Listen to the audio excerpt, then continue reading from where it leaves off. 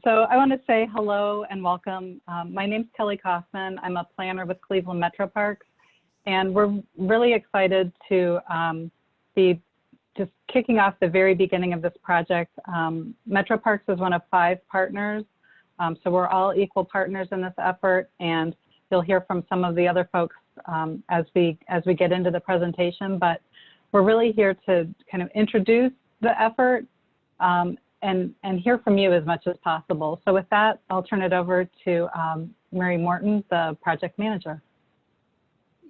So first, I just want to thank everyone for joining this evening. We're really excited, as Kelly said, to be kicking off this project with all these dedicated partners and stakeholders, especially in the midst of everything that's happening in our community. So we're really thankful that you've taken the time out to join us tonight to talk about the future of the lakefront.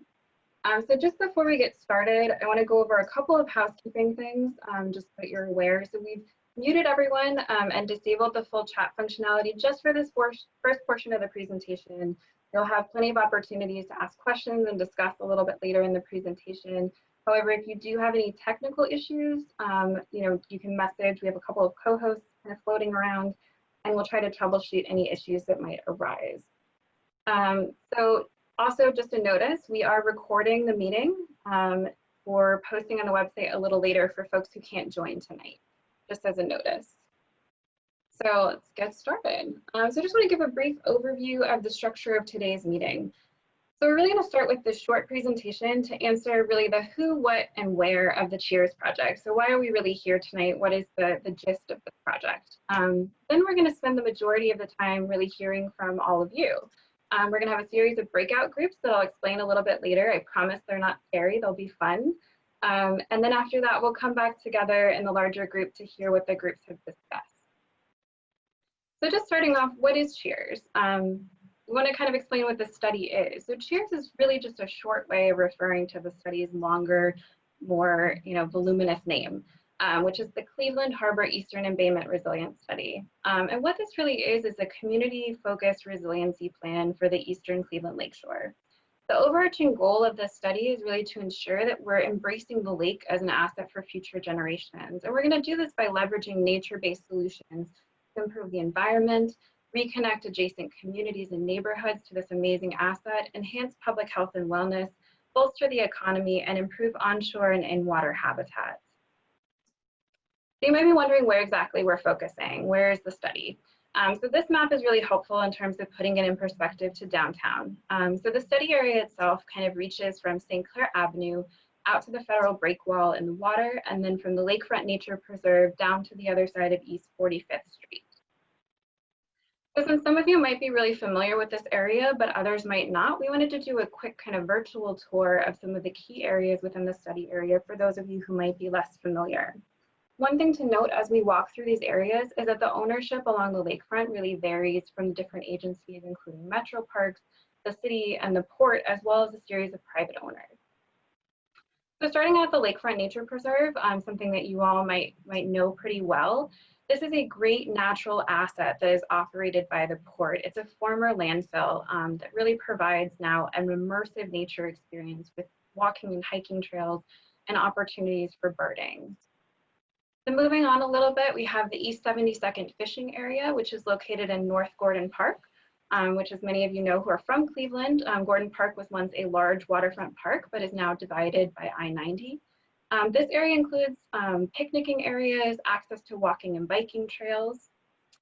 And then a little bit over in North Gordon Park, in addition to fishing, you have a 6-lane boat launch, which is managed by Metroparks. That includes a number of other amenities, including restrooms. Then moving a little bit south, the south side of Gordon Park, which is managed by the city's park division, includes a number of things that you would find in many community parks, including walking trails, ball fields, tennis courts, a playground, and other park amenities, and even some bike polo courts.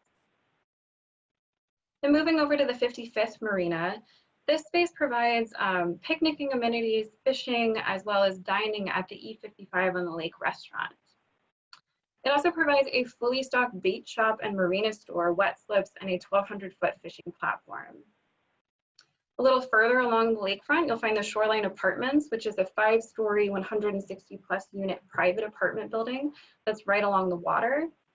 And then at the very edge of our study area, we have the Burke Lakefront Airport, which is a 450-acre airport that's owned and operated by the city and frequently used for private charter flights, given its proximity to downtown and some of the sports arenas. And then finally, at the edge of our study area, you'll see this line that kind of delineates the study area versus the community focused outreach area.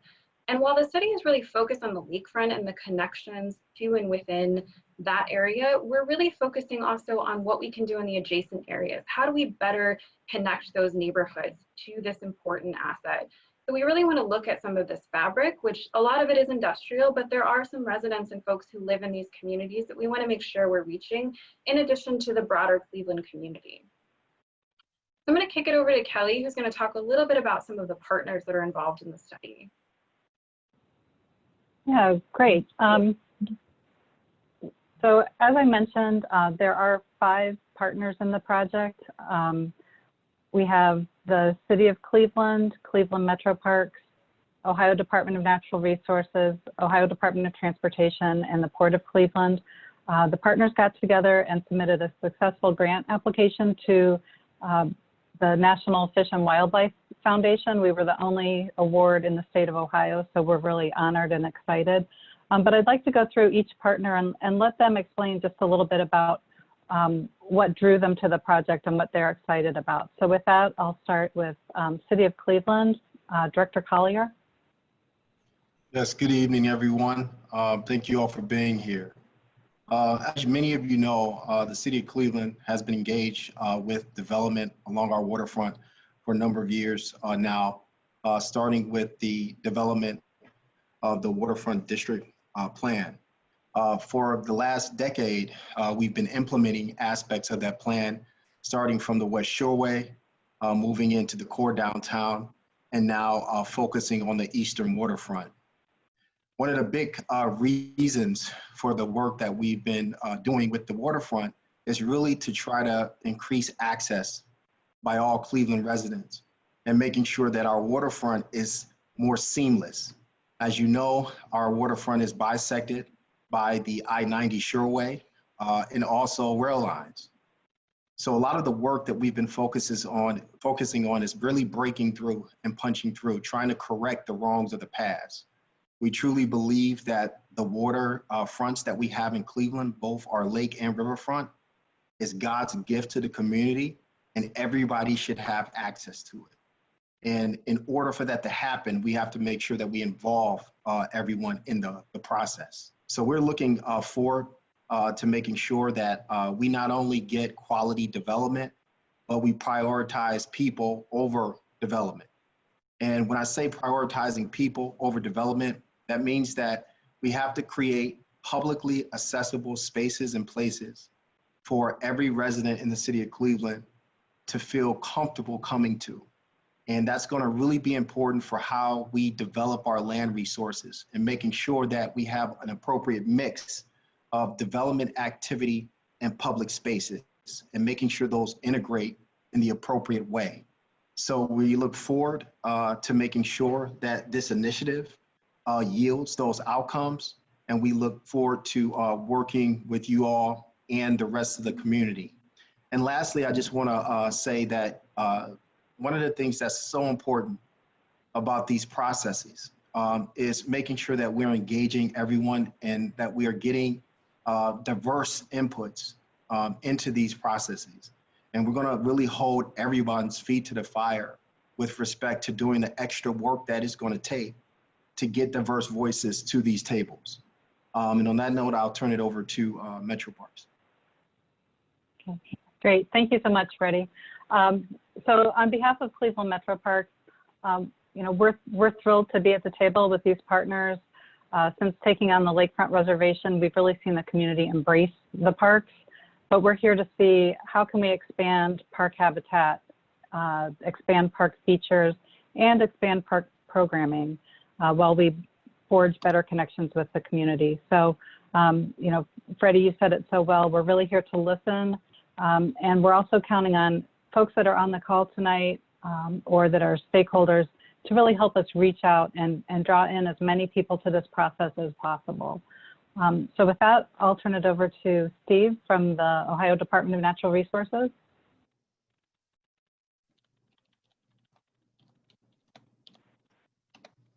All right. Thank you. As part of the Ohio Coastal Management Program, we deal with the entire Ohio Lake Erie shore from Toledo to Conneaut. And when we heard about this project, we really jumped at the opportunity to be one of the 5 partners. This really goes along with some of our major efforts, both to increase habitat along the lake shore and also to better connect the communities to the resource. So we're really excited to be a part of this project, and I look forward to hearing what the community members have to say about it. Great, thanks, Steve. I'm not sure if we have, do we have a representative from ODOT on the phone today?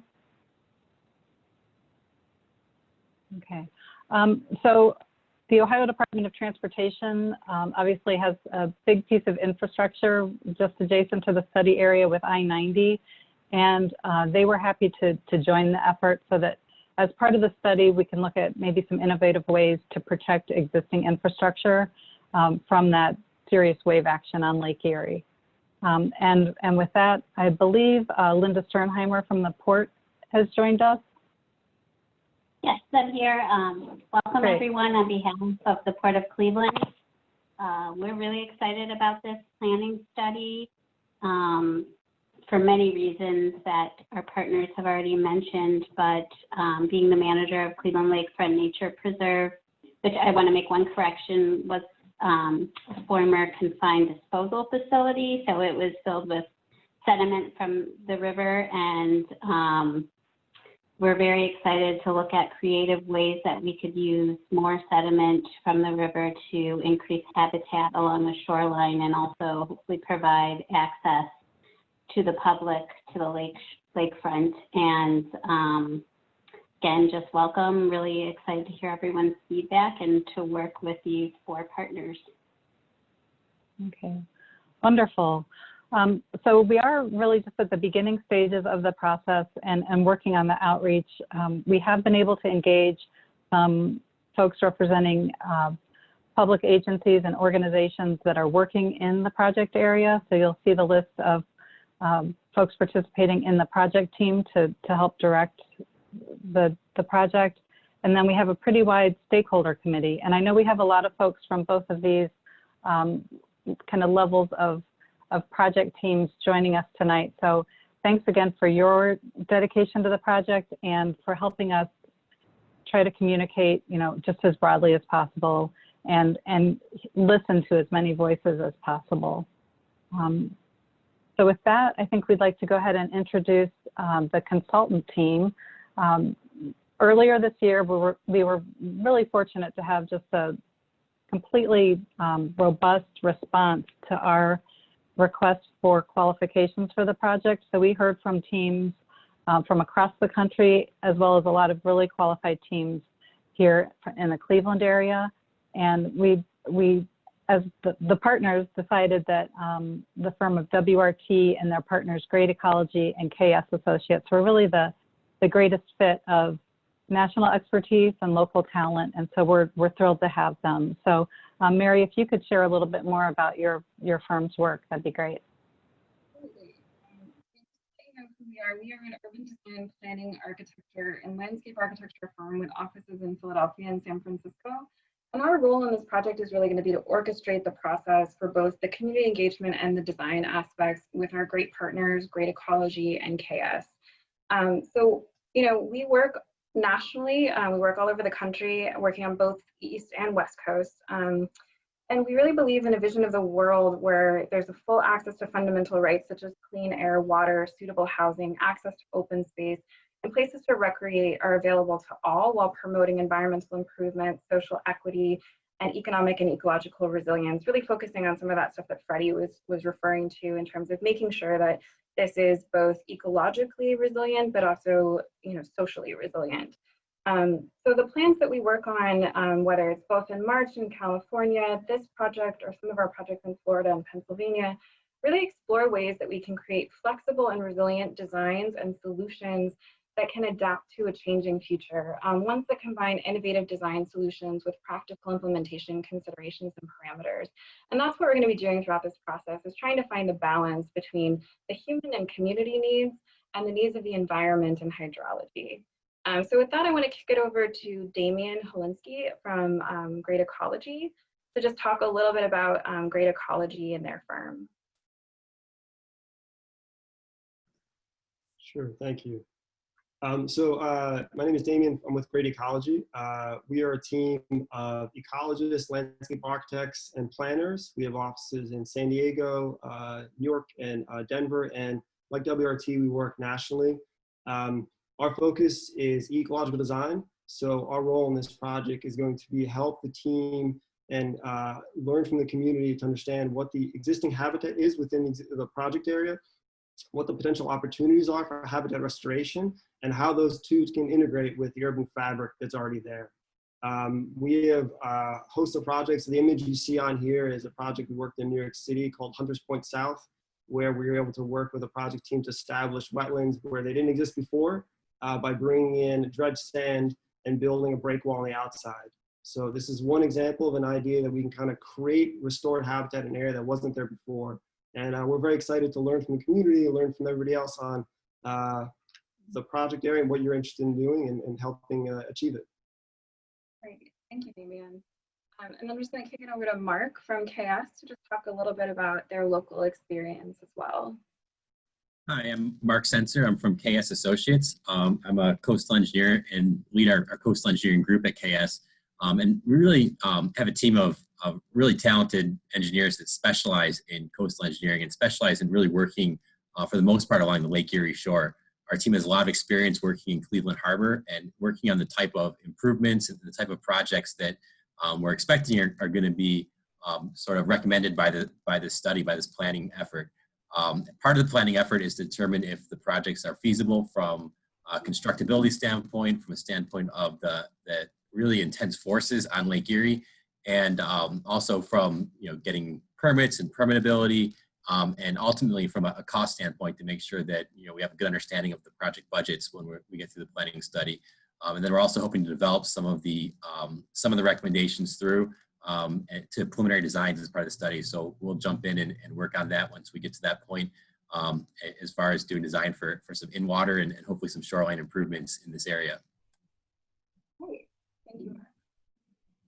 So with that in mind, we wanted to kind of do a quick overview of the process. So we mentioned before that we're at the very beginning of this 12-month process. And right now we're still gathering information and evaluating the site and talking to the community and stakeholders to understand a little bit more about their vision for what this could be in the future. So later phases of the work, as Mark just mentioned, are going to focus on creating a concept plan for the entire study area and then developing some more detailed plans for specific elements or catalyst sites within that larger plan. So we'll be keeping you guys updated on that as we move through the process. But one of the key things to note is really where we're engaging the community. So in addition to meeting regularly with the project team and the stakeholder committee over this 12 months, we also have 5 scheduled community meetings. You're at the first one tonight, first of 5. But in addition to that, we're going to have plenty of informal opportunities for folks to give feedback between these meetings. So, don't get upset if you miss a meeting. There's going to be plenty of opportunities for you to provide feedback throughout this 12 months.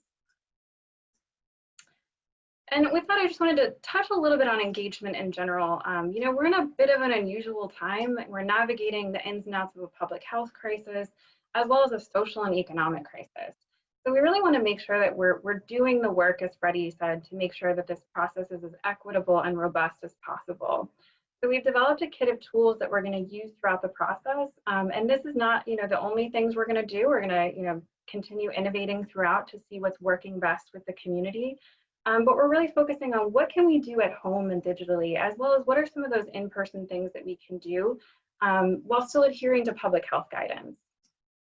So some of those at-home and digital tools you may be familiar with, especially if you're joining us tonight.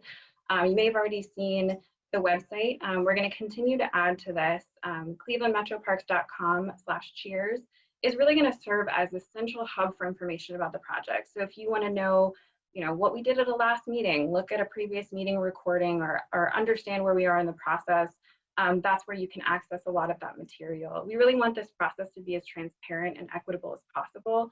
So we're going to do everything we can to make sure that anyone and everyone can access the materials that we're putting forth. So we'll be updating that pretty regularly. So stay tuned to that channel. In addition, we're going to be using the partner social media channels. We've already started doing that as well as mobile compatible platforms. So the survey that we just launched is mobile compatible. The website is mobile compatible. We understand that not everybody has access to a computer or a stable internet connection, but a lot of folks have access to their mobile device. So we want to make sure that everything we're doing can reach as many people as possible. In addition, we're doing streaming meetings. You're in one right now, which will be used for the foreseeable future. But in addition to the live portion that you're all participating in right now, we're also going to be posting recordings of these meetings for folks who can't attend. So if you can't attend a meeting, but you still want to know what's happening and you still want to give us some input, you can, log onto the website or access it from your mobile device, watch the video, and then provide us some feedback via the survey. And then as we move forward, we're really looking to, employ some more creative physical engagement measures. We're also looking, from input from you guys. What do you want to see us do? What are the best ways to reach you guys as a community to make sure we're reaching the widest audience possible? And these measures are we're using these to ensure that we're reaching folks who maybe either aren't comfortable with digital technology or don't have any access at all. So in addition to the ones on the screen, we've also set up a phone number where folks can call and leave a voicemail requesting additional materials or providing verbal feedback. We'll also, in the next couple of weeks, be posting lawn signs in the park that have information about how you can get involved, including that phone number, email address, and website. So you might be asking, why do we need a plan? So why are we really here tonight? What is the purpose of this planning effort? And a couple of the reasons why we need a plan is because this area is facing some really immediate challenges. A lot of these stem from the effects of climate change, including additional wave action, storms, and the impact of ice. And we notice, whether it's I-90 or the pedestrian infrastructure is having a major impact on, crucial assets that are placed along the lakefront. We also know, especially, if you live adjacent to the lakefront, it's not always easy to access the lakefront as an asset, whether it's over or under I-90 or the railroad, or just the infrequency of crossing is actually a really difficult area to get to. And then finally, we know that habitat quality and protection is going to be really important. How do we enhance these areas? How do we protect what already exists there moving forward? So through this process, we have the opportunity to really restore and create new spaces for habitat. And that can be through finding beneficial use for dredge material that we can use to infill areas and create new spaces for habitat. We also have the opportunity to really improve access and connection to the lakefront to make sure it truly is an asset for everyone in this community. We also have an opportunity to think responsibly about how we can spur new development in an equitable way that improves the economy and improves access to recreational assets that exist along the shoreline. So I want to step back just for a second to clarify what we really mean by resilience. I feel like I've used that term a lot tonight, so I want to clarify what that means. Many of you may, rightfully associate this term with environmental measures. Yes, this is part of it, but what we're hoping to achieve with this planning process is really a three-pronged approach to resilience. One that includes the environment, which is incredibly important. How do we buffer from the physical effects of climate change, including wave action and storms, but also incorporates the social and economic impacts. What does this mean for communities surrounding the lakefront? How can this really function as an asset that protects and improves the outlook for folks in the community? And then finally, how do we make sure that we're building in health and well-being as a measure of community health? How do we ensure that what we build improves public health by providing new spaces for recreation, cleaner water, air, and a better environment to live in?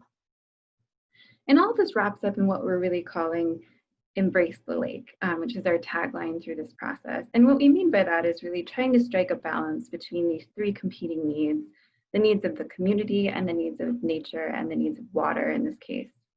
So how do we get there?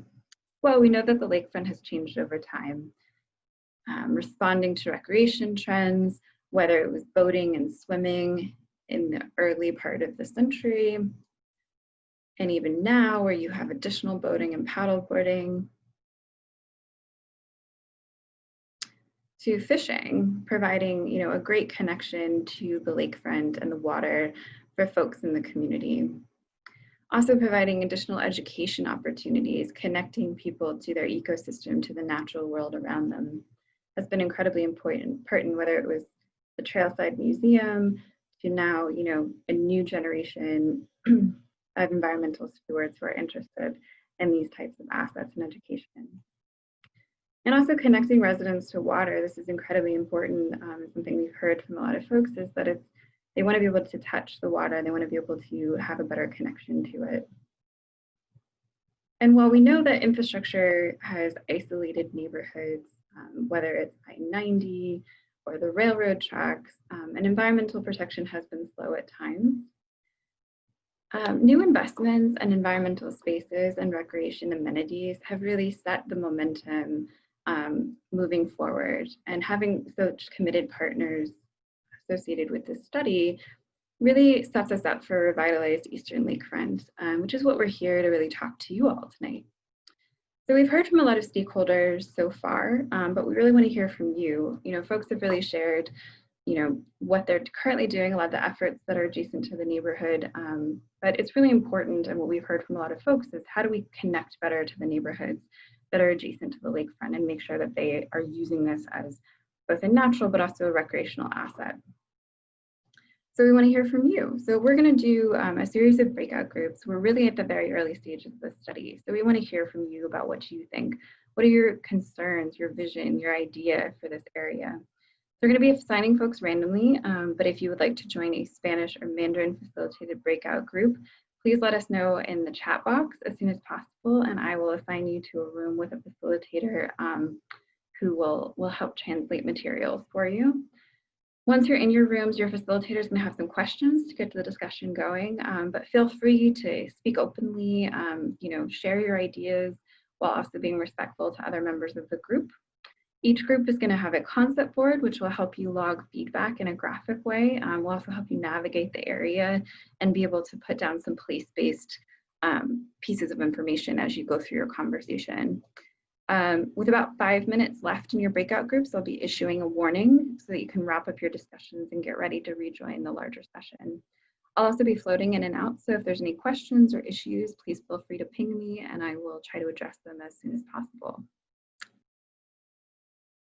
In light of just kind of making it a little bit easier, initially we were going to have, you know, a couple people report back, but I think it might be easier for just the facilitators to give kind of a quick 2 to 3 minute overview of, you know, what you guys talked about in your session. So we'll start with Charlie and Claudia's group, breakout group number 1. Sure. Mary, can you hear me? I can. Great. So Claudia and I led a really great discussion, and it went by what seemed like very quickly, actually. We started off by talking about some of the things that we really love about the site and things that really draw people there. So some of the things that we heard was this a great phrase here, you know, coming close to nature and embracing it, experiencing it, and touching it. So we all thought that was really great. We also talked about the fact that there are the string of parks in Cleveland that are tied to these neighborhoods and that these are incredibly strong assets and that there are already some incredibly strong partnerships on the ground so that we need to tap into that and build on some of that momentum. We talked about the fact that there's some really beautiful views downtown, very scenic. There's some restaurants nearby. We even heard about some breweries that are nearby. So it'd be really great to tie those in to some of the open space and making connections, very clear, safe, and accessible connections to those facilities. Everyone loves the nature preserve and the marina. I think everyone agreed that the accessibility has improved quite a bit in the city over the past several years or many years, but there's still work certainly to be done, but we want to keep that momentum going. I think everyone really appreciates the bike trail. There's lots of kayaking and fishing at all hours of the day. And I think that, you know, we're looking at some of the, maybe some of the concerns or things that we like to see improve here is that we really want this bikeway to be, you know, we had this opportunity in this project to make this lakefront a world-class, you know, sort of bikeway destination here. And that, you know, it's great that there are some trails there now, but it's more than that. We need to create a sense of place with these bikeways and really turn this into something beautiful and have this be a showcase for Cleveland. Certainly better places to be able to walk for people to feel comfortable accessing the lake is also important. We talked about behind the break wall, there are a few different locations for better, you know, public kayak launches. that would be really beneficial. We talked about the challenges between really between sort of 72nd Street and the East 55th Street Marina, right by the old energy plant, that it's very difficult, it's very tight, it's very unsafe. So how can we make that more welcoming and inviting for everybody in that location? We dreamed a little big, and we talked about how we can make better connections between North Gordon Park and South Gordon Park. And maybe even, you know, we talked about, can we do a land bridge here that has lots of plantings, and it could be a little migration route for different animals as well as people. If it takes too much to build a highway, maybe it could be easier to go over it in some way. We also talked about daylighting the Doane Brook right at North Gordon Park. And we talked about the fact that there is some access already at 72nd Street and MLK, but that certainly more access is needed. So Claudia, did I miss anything? And you got it all. think that was comprehensive. I hope. So thumbs up our group and say Charlie did a good job. Yes, great. Group 1. Awesome. Thank you, All Charlie. right. Thank you. For group 2 is Kelly. We just had a good discussion of a few folks who have grown up in the neighborhood, and people that, you know, were fresh eyes to the lakefront, but really getting people to the lakefront, particularly our neighbors to the south, and making sure that we have diverse options, that we have, you know, a dynamic mix of habitat is really important, but so are some features to draw folks there. When we do get visitors to the lakefront, improving signage and wayfinding so that they're comfortable and can navigate around to what's there. We talked about some of the disconnects, you know, that it is hard if you're, you know, trying to travel on the marginal roads, or some of the other issues that you kind of have to stop and get on the highway. And we also talked about a lot of the just kind of existing opportunities by the suggestion of looking at overall land ownership, and where can we really kind of pool our resources and have some faster wins. But, you know, a lot of affection for the lakefront, and a lot of belief in the potential here to make it a fantastic local park and local resource, and then also that it really is a regional asset. So hopefully Team 2, I did an okay job of summarizing, but that was it for us. Thank you. Great. Awesome. So next is Lei, Ziwei, and Jen. Not sure which one of you want to talk. Yeah, I can talk. Okay. Ziwei, is this the one you guys used? Yep. Okay. So in our group, we both have guys like living in these areas for a long time, and also have the new residents. They share their thoughts about these areas, about the opportunities and constraints. So one common thing they feel like is accessibility is a big issue there. And like, if we can have more public transit in these areas, people can access easily. And also the natural feature in this area is pretty good, and it's a good opportunity for this site. And also the isolation feelings and safety also need to be improved. Any other that you want to talk about? Yeah, I would like to add something about the isolation. So there are for the Cleveland Lakefront Natural Preserve, many folks says it is pretty isolated. There are so many fences there. People have to you know, climb over the fence and get into it sometimes. Another thing is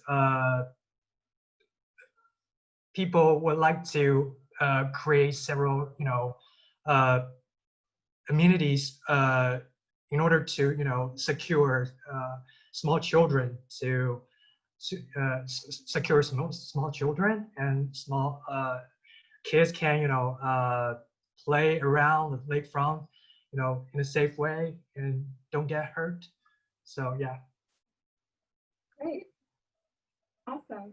Anything else from group 3 before we move to group 4? That's it. That's it. Okay, great. So I have Elise from group 4.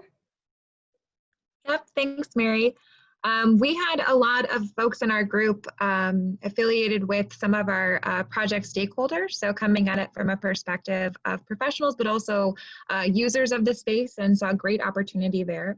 So there was, in terms of things that we like and want to keep being used, the cafe, the Lakefront Nature Preserve as a place that really makes you feel like you are somewhere else, and wanting to preserve that unique experience there and the solidarity you can find, but getting better access to it, keeping boating access and maintaining marinas, acknowledgement that fishing is a really popular activity and we want to protect and ensure that there's a high quality fishing experience while we're adding new activities.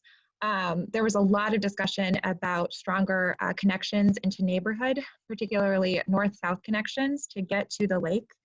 There was discussion around the importance of protected bike trails that are well lit and well designed, and open connections, specifically thinking about the current connection from north to south Gordon Park that is fully enclosed in chain link and doesn't feel like a good connection. So the idea of a land bridge, I think, really builds off of that comment as well. Also, wayfinding signs, letting people know in the park how close they are to different amenities and how they can get there, but not just signage within the park itself, signage in the neighborhoods that really ensures that the community knows about and feels confident going into the park to experience amenities. With reference to some of the wayfinding projects by Destination Cleveland, really wanting to get that signage right and expand it throughout the area, including this one. There was also discussion around, speaking of signage, enhanced educational signage. So teaching about the lakefront and space, its history, its wildlife, more public programming, including nature hikes, birding, more activities down here in addition to bikers and walkers. There was also some discussion about how New York City from our project team faced similar challenges and highways blocking access to the lakefront, and how some of the most popular programming activities that were brought there were things like free kayaking and free boating that really allowed a number of people within the community to experience the lakefront in ways they hadn't previously and really been able to touch the water. So Group 4, I think that's generally what we talked about, but feel free to chime in if I missed something. And thanks for the great conversation. Awesome. What a really productive conversation. Great. So group 5 is Garland.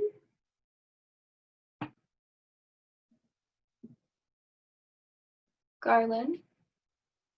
I'm going to unmute myself. I had assigned from my group, I don't know if I had assigned someone to go over our key ideas, but that's fine. I can go over it and you can see my screen. So some of the things that we talked about, we had a very productive conversation in a very short period of time. Some of the ideas of mobility and access were part of the conversation, and that a lot of the access is from and adjacent to Rockefeller Park. That's where some of the neighborhoods can connect to, but other areas don't have as easy access. And then along some of these streets like East 55th, 72nd, once you get there, you're hit with the freeway, and that creates a barrier and a challenge for getting to the waterfront. And we also talked about once that access and mobility has to be equal, and more emphasis put on bicycles and pedestrians and not just on vehicular access.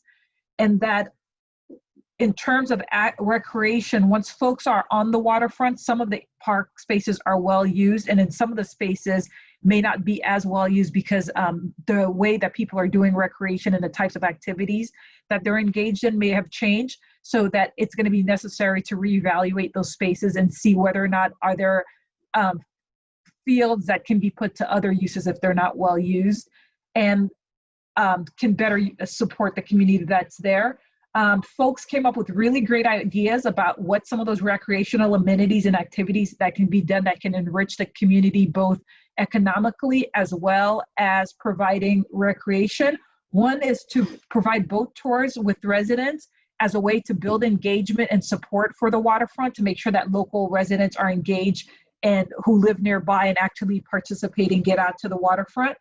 Also to be able to have additional uses along the waterfront that could be small entrepreneurs that can support, whether it's food businesses and other types of businesses and kayak rentals, et cetera, that can be small scale production and businesses there. Someone also mentioned that in the redesign and redevelopment of how this space works, really think about the history and the culture of what the place is, and also to have conversations that are multi-generational so that the input and ideas for what happens at the waterfront is multi-generational, from very young folks to older adults, and making sure that all that input is included and making it an amenity and asset for the folks who live in and around the area. And I went quickly, so folks on my team, please let me know if there's things that I missed. And there's some really detailed comments. We had a little bit of technical difficulty, so our team members put really detailed comments in in the chat that we're able to save. Perfect. Awesome. All right, Sarah, looks like you're group 6.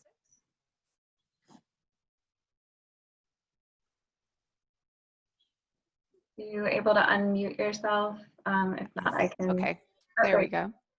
All right, so we had a lot of similar comments, so I'll try to not repeat those ones, but I think a really strong one that came out was just the noise from the highway as being a major issue, and that to have more buffering or potentially taking the speed down or boulevarding the highway would make the adjacent areas much more comfortable to be in, that the noise definitely has a very large impact.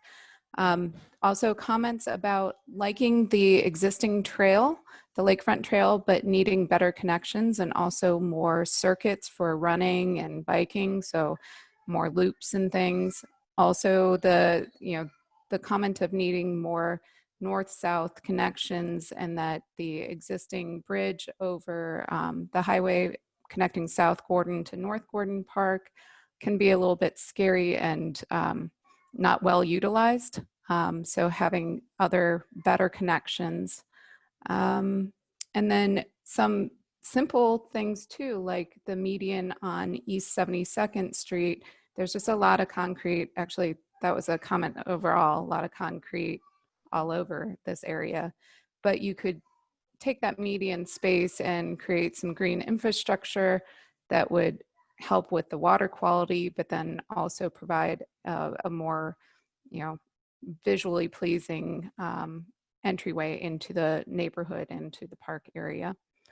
The comment too about the amount of parking that there's in parts of the park, especially north side of the park areas, that it's a lot of parking spaces and not as much green space.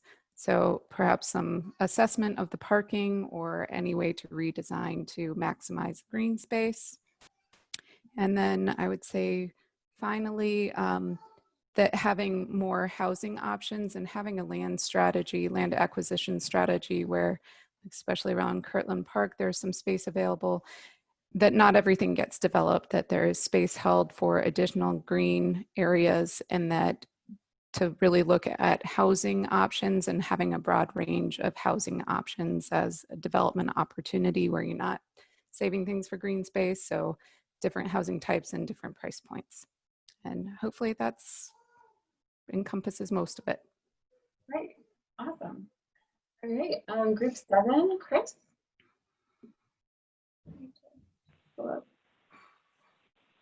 There, can you hear me? Yes, we can. So, like many of the other folks have said, I don't want to be redundant. We talked about a lot of the same things, from the north-south connection over Gordon Park, and creating better access there. But one of the things that was brought up, because a lot of the folks in our group actually use the lakefront quite frequently from a recreational perspective. In addition to, we had someone in our group who actually lives rather close to the lakefront. And so one of the issues that came up was the issue of lighting. and making sure that bike trails are lit so that folks that are riding at night can see clearly. Another, just kind of sticking with these same things, another issue that came up was the fact that around the nature preserve and around North Gordon Park, that there's a lot of trash that collects there. So if you are there to hang out, experience the amenity itself, that there is this unsightly trash that collects. And so making sure that we can deal with that as an issue. Folks brought up the lack of just beach access, the lack of just the ability to be able to touch the water physically in some way, shape, or form. Folks have already mentioned like boating and kayaking and how we can kind of create that, that greater access there. One of the things that I thought was super interesting that came up was the concept of the marina and the difference between the 55th Street Marina and Merwin's Wharf, and how Merwin's feels much more on the water and being able to really have that, again, that physical feeling or connection with the water itself, and how at the marina, because there's so much concrete there, you don't get that same feeling. We talked about the ability for folks who have any sort of physical disability to be able to easily traverse this space in any way, whether we're talking about working from North Gordon Park to South Gordon Park across any sort of physical space. It would be very difficult for anyone to be able to easily access this because it is a bit of a long walk to get from north to south. And then anything else? One of the other things that really came up, and I love this comment, is that we want to make sure that we are protecting the lakefront, so that ensuring that what happened with Shoreline in terms of that sort of privatization of the lakefront itself does not happen going forward. And so making sure that this is a community amenity. We know for sure as we go through this conversation about gentrification, one of the things that does happen for residents who live in these neighborhoods is that as we create these amenities, that their property value does go up. And so how do you ensure that by democratizing the lakefront, that we are ensuring that the neighborhoods feel this investment and it's reflecting in their property value? I think that's it. All right, group number 8, Mark. Okay, is that me? Is that my group? Mark? No, I think you're with William. Right, we're 9. Okay. Mark Surser? Yep, I'm here. So I didn't do a lot of marking up on ours. We had some pictures pop up and things like that, so we had to not utilize it so much. I took you some good notes though, Mary. I'll send them to you afterwards. We had a really great group with some, professionals in the area and experts in sustainability and urban planning and landscape architecture. So really some great input here.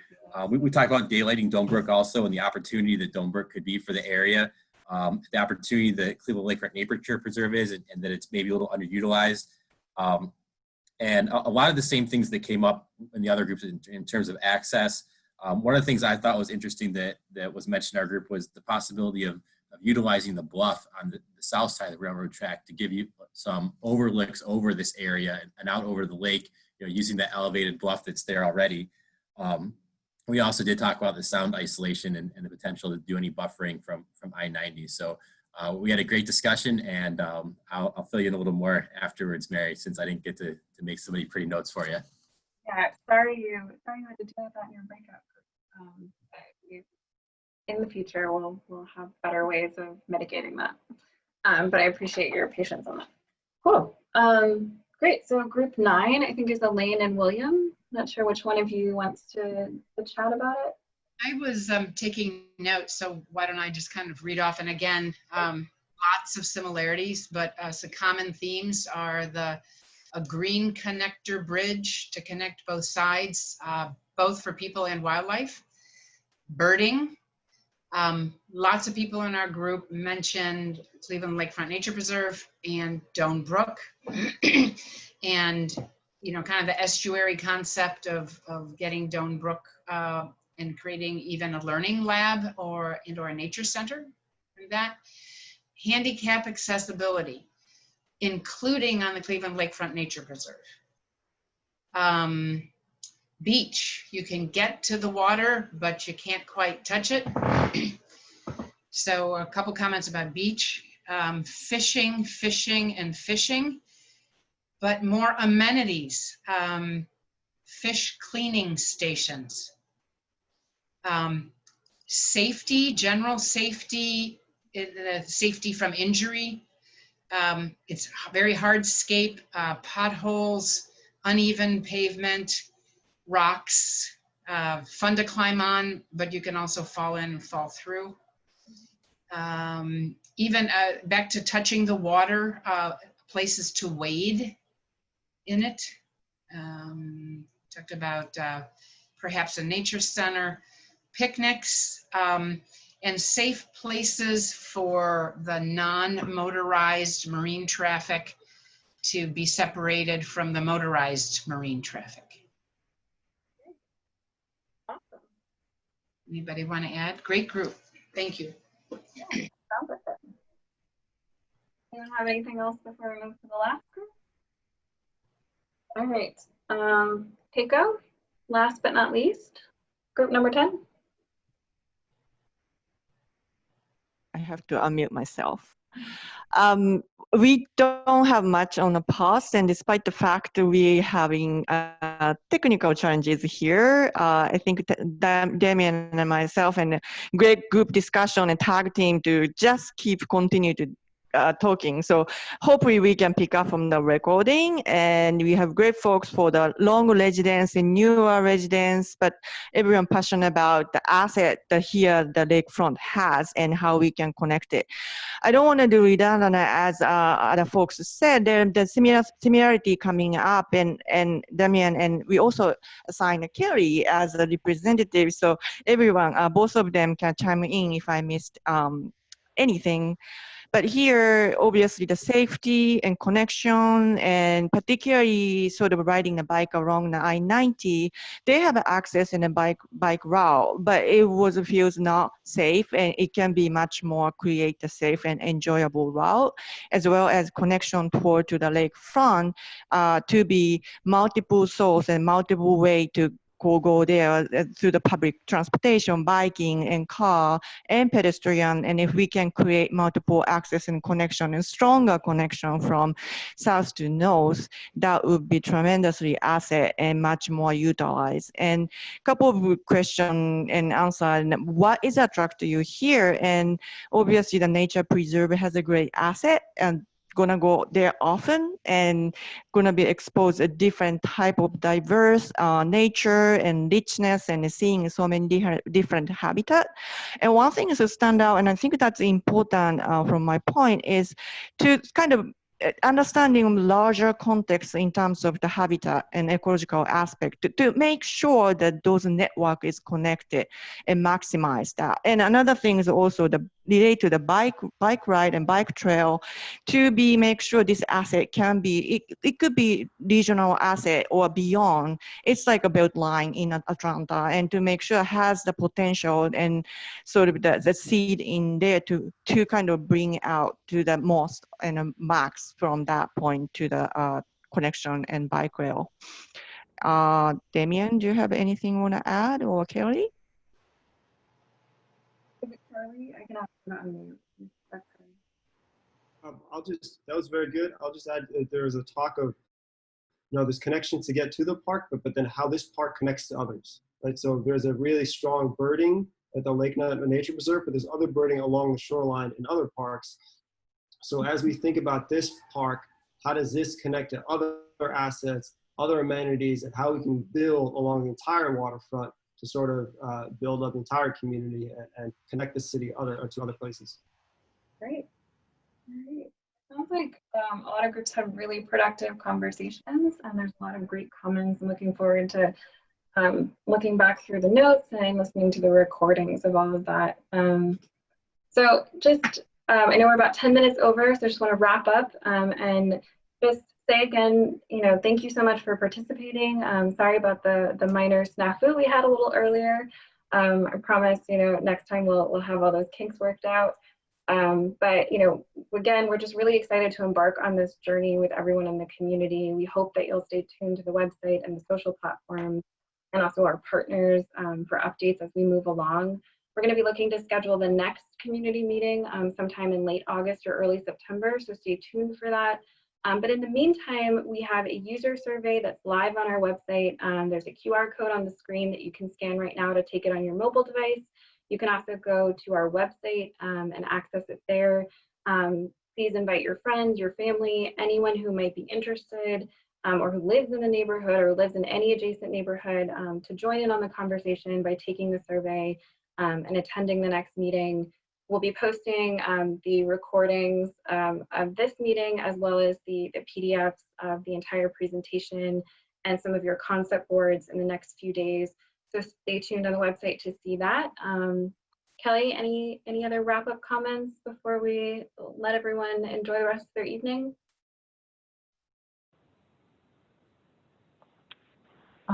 No, I just, echo the thanks. I loved hearing all the input.